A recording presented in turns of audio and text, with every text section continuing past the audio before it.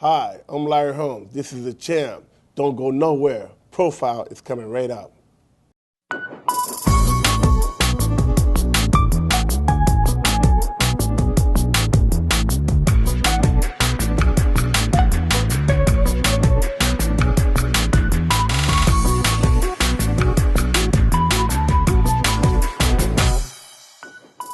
Welcome to Profiles. I'm Tiffany Walker.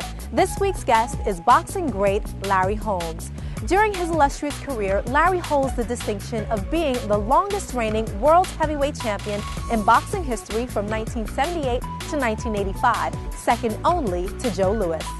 He also stands second behind boxing legend Rocky Marciano for recording 48 straight wins during a 12-year span.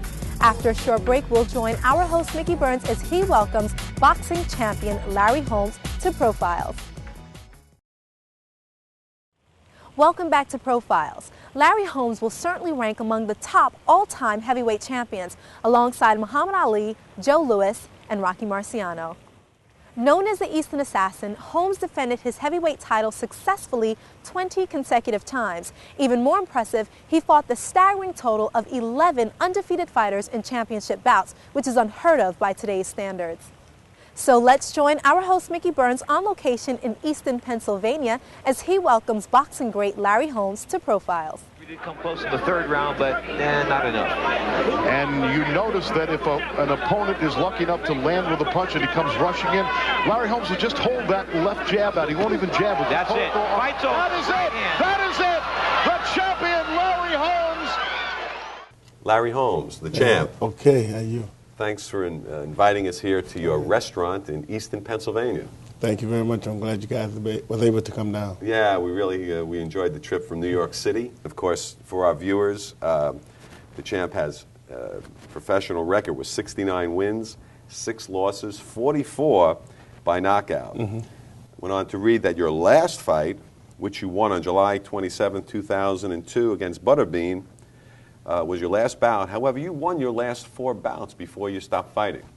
Yeah, you know, I was getting kind of like tired and people talking about my age and what would happen, but they just didn't want me to go up against a younger guy because the younger guy couldn't handle me, like I did with Ray MERCER since, you know, for instance, when I fought him, he was a young fighter coming up, a lot of hopes, but I tore him down. Just to go back a little bit, you still hold the distinction of being the longest current reigning world heavyweight champion in boxing history from 78 to 85.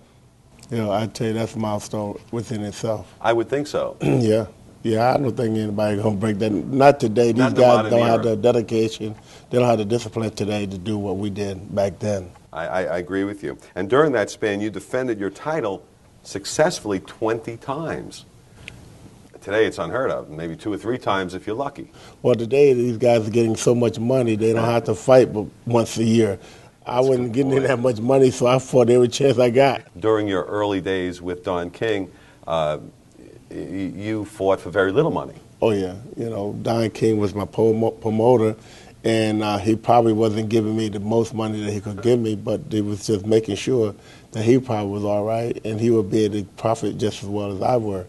Even though I was doing all the training and taking all the punches, sure. Don King wanted all the money.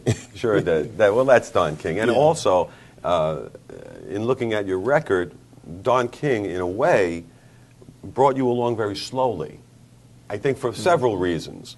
One, he might not have had the confidence in you that you were a marquee name early on. It took him a while because he did not have the confidence. You're right. He did not have the confidence in me.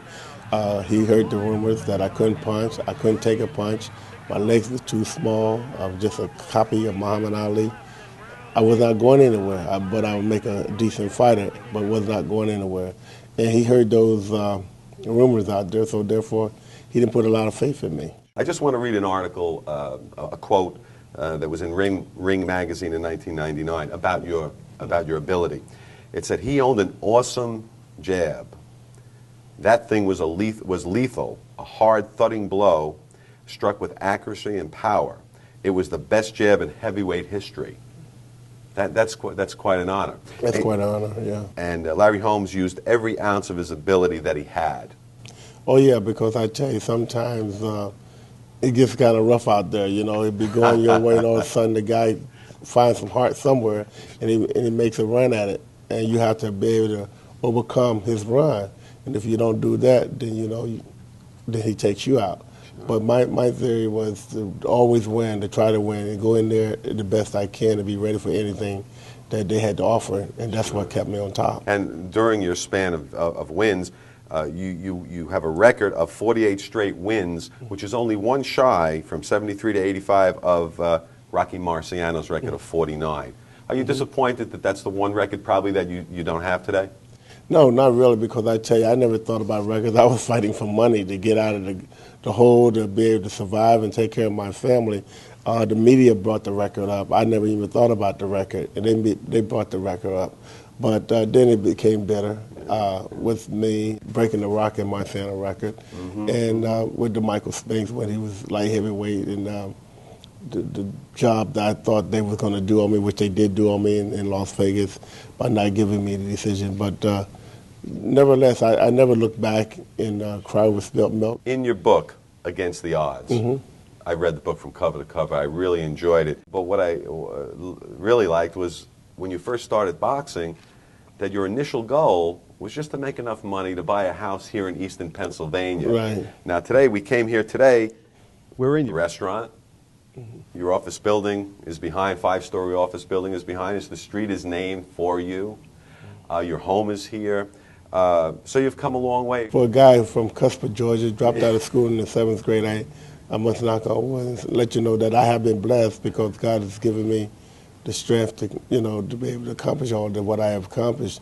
And not only that, to set example, if anybody wanted to do something with their life, they can do it. If Larry Holmes can do it, sure, why can't somebody else can do it with a better education, with the determination that the kids have today? Why can't they become successful? Point. And you said also that when, as a child, when you moved here from Georgia to Eastern, that what kept you out of trouble was that you worked. Well, yeah, you always have to have some kind of goal, and you got to have something coming in to keep you going, motivated, and working. Even though when I work in the car wash, I try to wash the best cars and the most cars. And I shine shoes, I try to shine the best shoes, get a man the best shine that anybody has given them so that they can continue to return. And my goal was always try to have something that I didn't have to kill myself each and every day. And I expanded my goal. In reading your book, I think Larry is more appreciated today and that his status as a modern heavyweight increases as the years pass. Do you feel that way? Yes, I do. I'll tell you what, a lot of people here in Easton didn't really appreciate me, but I think now that I have built what I've built and showed them that I'm a homeboy, I think they appreciate me more. In time, I think the whole world would look at my record with the emails that I get on your website. My website, sure. With the way they're talking. I mean, people have got to recognize me because they talk about, as you said, my jab. They talk about the ability that I had and my longevity as a heavyweight champion.